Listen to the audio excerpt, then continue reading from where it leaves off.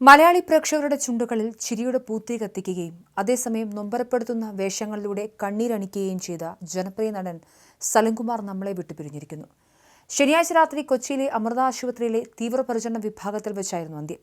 ഏറെ നാളായി ചികിത്സയിലായിരുന്ന അദ്ദേഹം ഒടുവിൽ മരണത്തിന്റെ തണുപ്പിലേക്ക് ആഴ്ന്നു പോകുമ്പോൾ സ്വന്തം ജീവിതം കൊണ്ട് അദ്ദേഹം പറഞ്ഞുവെച്ച വാക്കുകൾ അന്വർത്ഥമാകുകയാണ്. സിനിമയ്ക്കകത്തും പുറത്തും സമാനതകളില്ലാത്ത വ്യക്തിത്വം കാത്തുസൂക്ഷിച്ച താരം വിടവാങ്ങുമ്പോൾ മലയാള സിനിമയിലെ സുവർണ അധ്യായങ്ങളൊന്നിനാണ് തിരശ്ശീല വീഴുന്നത്.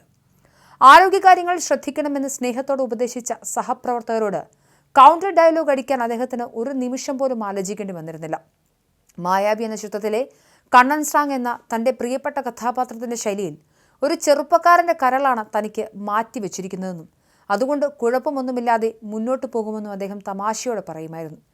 എന്നാൽ ഇതേ ചിരിക്ക് പിന്നിൽ വലിയൊരു ജീവിത തത്വശാസ്ത്രവും അദ്ദേഹം ഒളിപ്പിച്ചിരുന്നു. അച്ഛനുറങ്ങാത്ത വീടെന്ന ചിത്രത്തിലെ സാമുവലിനെ പോലെ ഗൗരവമുള്ളൊരു മറ്റൊരു മുഖവും അദ്ദേഹത്തിനുണ്ടായിരുന്നു. ജീവിതം ആരോ എഴുതിവെച്ച തിരക്കഥ പോലെയാണെന്നും എത്രയൊക്കെ അവാർഡുകൾ നേടിയാലും ഒടുവിലൊരു ICUവിൽ തീരാവുന്നതേ ഉള്ളൂ ഈ ആയുസ്സെന്നും അദ്ദേഹം മുൻപ് കുറിച്ചിരുന്നു. ആ വാക്കുകൾ അക്ഷരം പ്രതി ശരിവെക്കുന്നതായിരുന്നു അദ്ദേഹത്തിൻ്റെ വിയോഗം. തൻ്റെ ആത്മകഥയ്ക്ക് ഈശ്വര വഴക്കില്ലല്ലോ എന്നാണ് അദ്ദേഹം പേരിട്ടത്.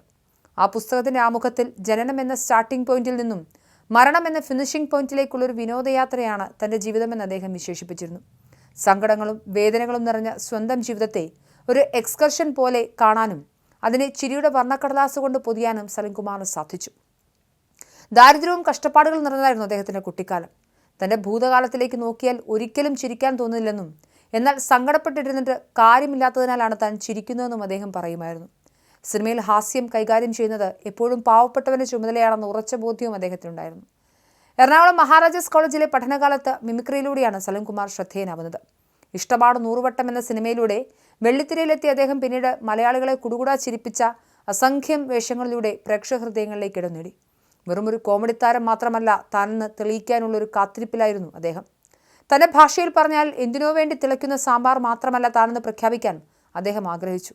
ആ ആഗ്രഹത്തിൻ്റെ പൂർത്തീകരണമായിരുന്നു അച്ഛനുറങ്ങാത്ത വീട്, ആദാമിൻ്റെ മകൻ അബു എന്നീ ചിത്രങ്ങൾ. ഒടുവിൽ 2010 മികച്ച നടനുള്ള ദേശീയ പുരസ്കാരം അദ്ദേഹത്തെ തേടിയെത്തി. ഈ നേട്ടങ്ങളുടെ കൊടുമുടിയിൽ നിൽക്കുമ്പോഴും വിനയം കൈവിടാതെ ദൈവത്തോട് അദ്ദേഹം ചോദിച്ചിട്ടുണ്ടാകും, ഈശ്വര വഴക്കില്ലല്ലോ എന്ന്. മരണമില്ലാത്ത ഒട്ടനവധി കഥാപാത്രങ്ങളെ മലയാളിക്ക് സമ്മാനിച്ചാണ് ചിരിയുടെ സുൽത്താൻ യാത്രയാവുന്നത്. വളരെ അപ്രതീക്ഷിതമായാണ് മലയാളികളുടെ പ്രിയനടൻ സലിംകുമാറിൻ്റെ മരണവാർത്ത നമ്മളെ തേടിയെത്തിയത്. എന്നാലും അദ്ദേഹത്തിൻ്റെ ഭൗതിക ശരീരം പറവൂരിലേക്ക് മാറ്റിയിട്ടുണ്ട്. അവിടെ പൊതുദർശനം ഉണ്ടാകും. 9 മണിയോട് കൂടി ആരംഭിക്കുന്ന പൊതുദർശനം ശേഷം 3 മണിയോട് കൂടി അദ്ദേഹത്തിൻ്റെ വീട്ടുവളപ്പിൽ സംസ്കാര ചടങ്ങുകൾ നടത്തും. മതപരമായ ചടങ്ങുകൾ പാടില്ല എന്ന് അദ്ദേഹം തൻ്റെ പ്രിയപ്പെട്ടവരോട് പറഞ്ഞിരുന്നു. അതുകൊണ്ട് തന്നെ മരണാനന്തരം മതപരമായ ചടങ്ങുകളില്ല. സ്വവസതി വളപ്പിൽ അദ്ദേഹത്തിൻ്റെ മൃതശരീരം ഔദ്യോഗിക ബഹുമതികളോടെ അടക്കും.